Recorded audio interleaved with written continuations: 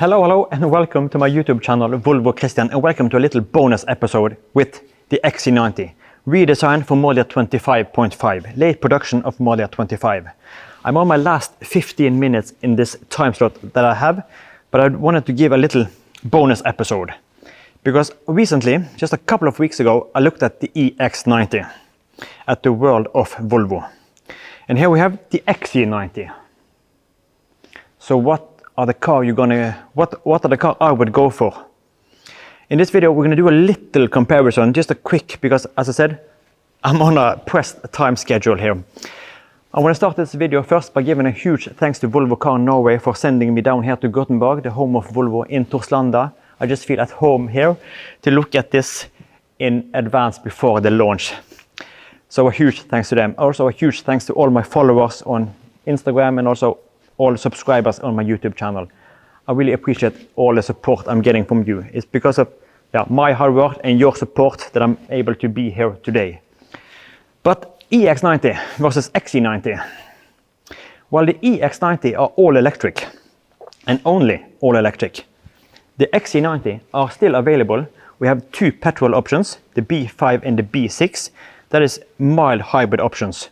Petrol engine, 250 horsepower or 300 horsepower, mechanical all-wheel drive, and then we have this version, the T8 plug-in hybrid. We have a battery in the floor, 18.8 kilowatt hours, usable 14.9, and this can charge at home on AC with this onboard charger at 6.4 kilowatts, so that will give us a charging time at about 3 hours. But electric versus plug-in hybrid. What are the differences? In exterior design, potato, it depends what you like, and especially with this redesign, because now it's more in line with the EX90 design, with the electric. You see all this smoothness. It's more cohesive in the electric lineup with the EX90 and the upcoming ES90. So design-wise, I leave it up to you. For me, I'm like 50-50. I could definitely go both. And the range, yes, you don't have to charge it. You can just hammer out. You have a petrol tank, 71 liters. You can just hammer it down. The electric, you have to charge, yes, but on your local drives, yeah, it's like 50-50. I could go either way.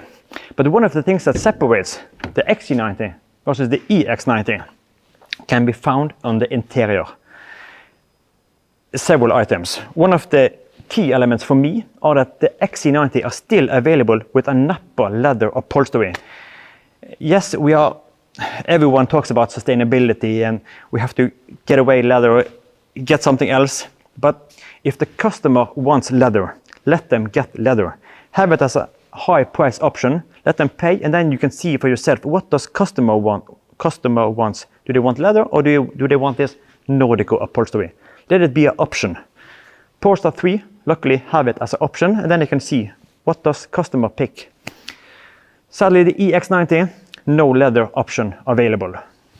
XC90, still Nappa leather. And there's just something with the smell in a car with leather seats. I just picked up a press car from Volvo Car Norway. I have it just outside.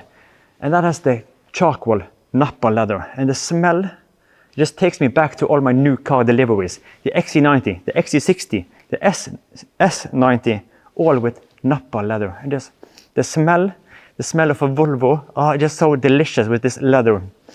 So that's the key thing for me. Another element that I appreciate with the XC90 are the panoramic roof. We can open it and close it, while on the EX90, fixed panoramic roof. Another difference while we talk about the panoramic roof. In the EX90, we have an electric blind for the panoramic roof. In the EX90, there's no electric blind. We have to have a manual thing you have to pop up. That doesn't feel premium. I'm sorry. I can't understand why they went manual blind for the panoramic roof in the EX90. Here, electric. That's the way to go, in my opinion. This is just my personal preferences. You can disagree or agree with me. But for me, it's just the small elements, such as the sun I can't even talk now, sun visors. In the XC90, fabric wrapped. EX90, plastic. Plastic in a car at the same price point. Not sure. Here, fabric. And the press car I have, that has the nubuck headlining. And then you also get leather wrapped sun visor. And that is premium. That is the high quality I'm looking for. So some differences on the EX90 versus XC90. Another difference regards to towing capacity. Depending on the spec, like the B5 and B6, the mild hybrid, they can tow up to 2,700 kilos. This T8, 2,400 kilos. While the EX90, just 2,200 kilos. Personally, I would love to see even higher, like 3,500. Like the Porsche Cayenne, they can tow up to 3,500 even on the plug-in hybrid versions, like the I can't even remember what it's called. But I would love to see even more. If you tow like a huge caravan, maybe you have a trailer with horses and such. So I would love even higher. I have heard rumors that in Germany, they can take the current XC90 and just add, they do some modifications to the rear to enhance or increase the towing capacity up to 3,500 kilos. But that will probably void the warranty. So for me, that is a no-go.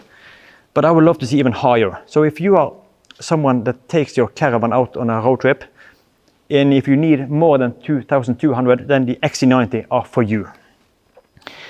But then we come down to the biggest difference, like the elephant in the room, because this will all, for me, it will all depend on the price. What's the price difference between the EX90 and the XC90? I have to interrupt this XC90 video just shortly, because 2 days after I made this video in the home of Volvo, Torslanda, Gothenburg, I got the pricing for the XC90 facelift here in Norway. And I also have the pricing for the EX90 here in Norway. And our tax system are quite special and unique because it's highly beneficial to the electric cars. So there's a huge difference on the XC90 versus the EX90. I'm going to present the pricing for you right now. You may want to sit down for this part. So let's get down to it. The pricing I'm going to present for you today are accurate in this moment. I'm recording this video on the 1st of September. So if you're watching it at a later stage, the pricing may be different. I got updated prices just a couple of days ago on the current XC90 and also the EX90. So a huge thanks to Henrik at Volvo Cars Stor-Oslo on Fornebu for giving me updated pricing. I'm going to start with the current XC90, so the pre-facelift, the model year 25. Here in Norway, we only have the T8 plug-in hybrid available. We can't get the B5 or the B6. And the XC90 T8 in the ultra trim level in the dark exterior theme has a starting price here in Norway at 1,112,088. So 1,112,000. And that is for the XC90 T8 ultra trim in the dark exterior. But then if we add on some additional equipment, we go 22-inch alloys, we go air suspension, we go Bowers & Wilkins, we go the nubuck headlining, we go for the comfort seats that offers ventilation and massage, laminated windows, tinted windows, we go tow bar, and we take it in onyx black. So you actually take the full enchilada.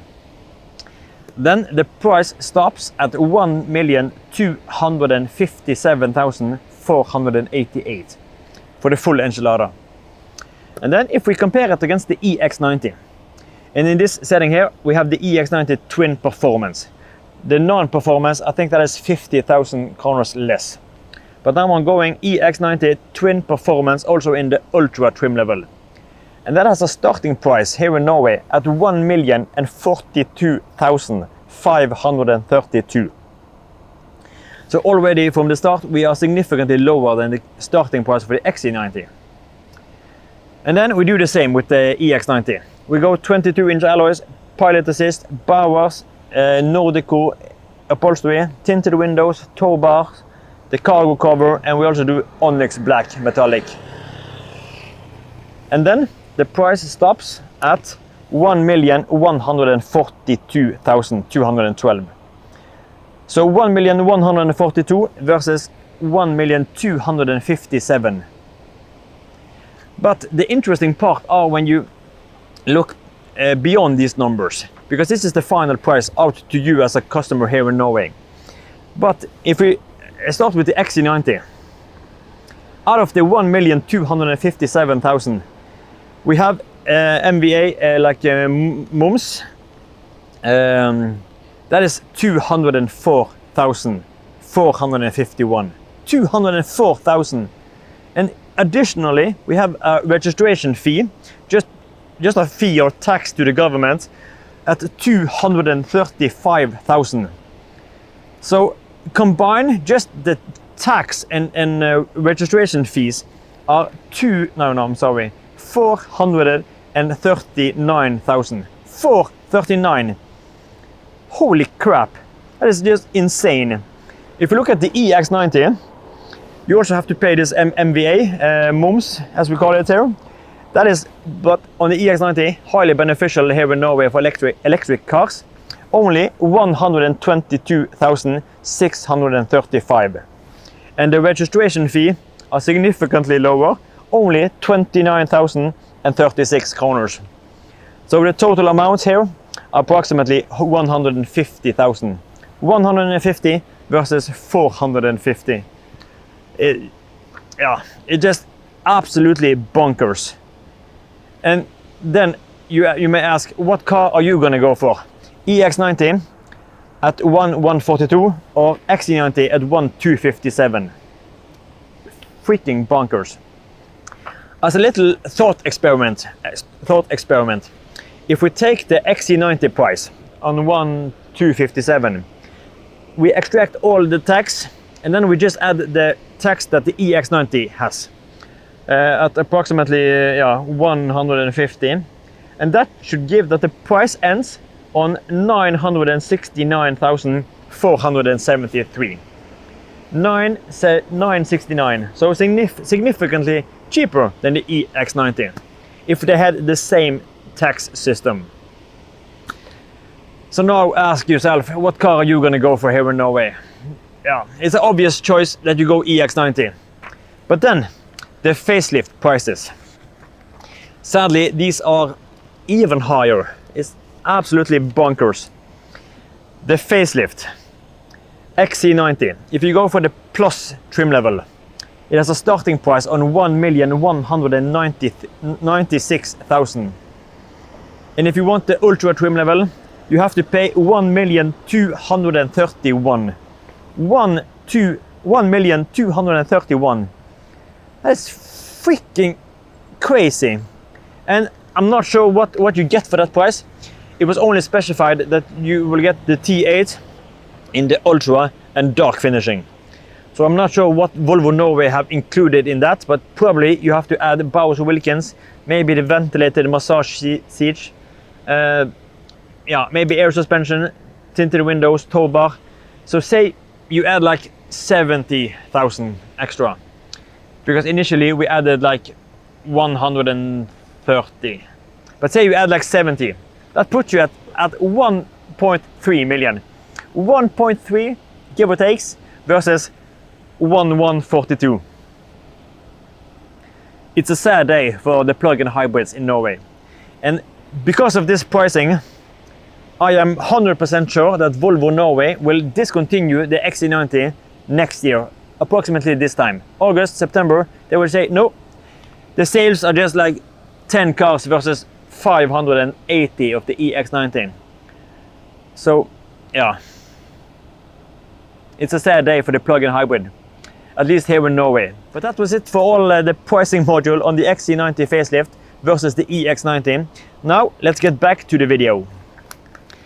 So for us in Norway, I think sadly that we're going to lose the XC90. Maybe not the first year, but maybe the second year, all depending on the sales figures. Because if the EX90 are selling like here and the XC90 are here, I think Volvo Norway will just discontinue it because there's no market for it in Norway. But in other markets, this is the cheapest one. And the EX90 are more expensive, such as in Sweden. So it's going to be really exciting to see how the Sweden sales figures are, because they are more equivalent and slightly more expensive for the EX. So the price are the biggest, the trigger point for what car I would recommend. I would probably go EX. Yes, the price are a huge part of that. And yes, there's something I lose. But yeah, what would you go for? Would you go electric or would you go plug-in hybrid? Or these mild hybrid options? EX90 versus XC90. What's your choice? I would love to hear what you think, both in terms of exterior design or practicality, or are the leather a part for you? Does that have any meaning or significant meaning for you? Yeah, I would love to hear what you think. I think it's time now to wrap it up. The time slot are almost over. I just want to push out as much as possible with this car. But all in all, I'm super glad that I got the opportunity to attend this event and make these videos for you. So I really hope you have enjoyed this content from the home of Volvo. Now it's almost time for me to head home. So thank you so much for watching. And yeah, thanks for all your support. I think it's time to wrap it up now before I'm losing my voice. I hope I'll see you in the next one. Take care and bye-bye.